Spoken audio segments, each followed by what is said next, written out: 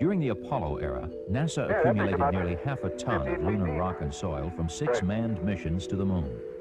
Recently, for the first time in history, a relatively large sample of lunar soil was given by NASA's Johnson Space Center in Houston, Texas, for a purpose other than pure scientific research.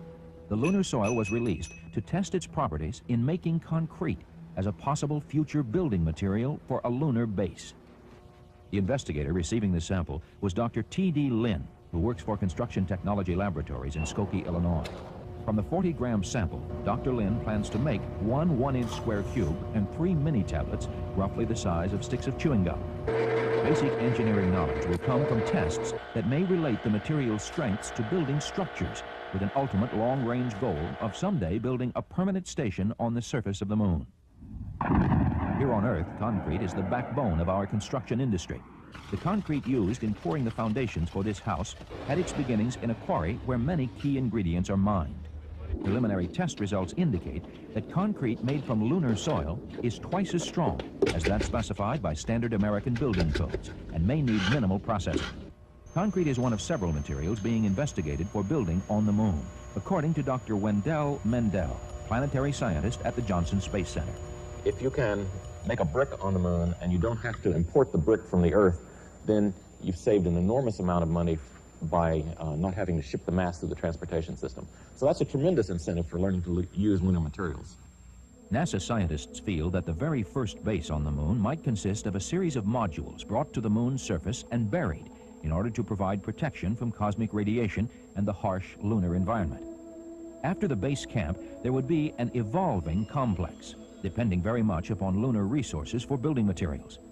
One person very much interested in what this base might look like is Dr. Peter Land, an architect and professor at the Illinois Institute of Technology. His designs are simple, direct, low-slung buildings that consist of shielding heaped with lunar soil and independent inflated structures underneath, housing all lunar base functions. A small group of architecture students at the University of Houston has developed an 8-year program for setting up a manned base on the moon. Again, Dr. Mendel. Using that scenario, they're beginning to work on point designs of architectural problems, and they hope to make that scenario and keep it consistent over a period of years so that other students in the department in future years will take it and build on it. And we look upon that as a nucleus of a very creative effort that will contribute a lot to our thinking about how to live in space. By using computer models, Sam Jimenez maps out a configuration of 5 living and laboratory modules. Through time, these modules could be expanded to maintain 3 distinct areas, all linked together into a centralized base, but capable of growth if needed.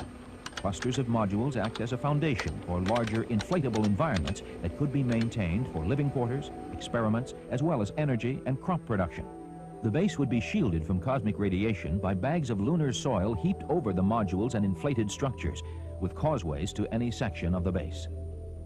For many, the idea of building a lunar base seems very distant, but much of the technology exists today. When NASA's space station is in place, these pioneering efforts in engineering and design may become a reality by helping us establish a manned lunar base sometime in the 21st century.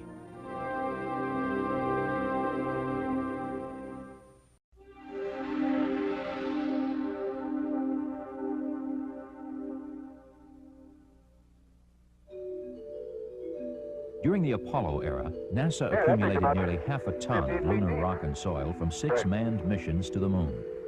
Recently, for the first time in history, a relatively large sample of lunar soil was given by NASA's Johnson Space Center in Houston, Texas, for a purpose other than pure scientific research. The lunar soil was released to test its properties in making concrete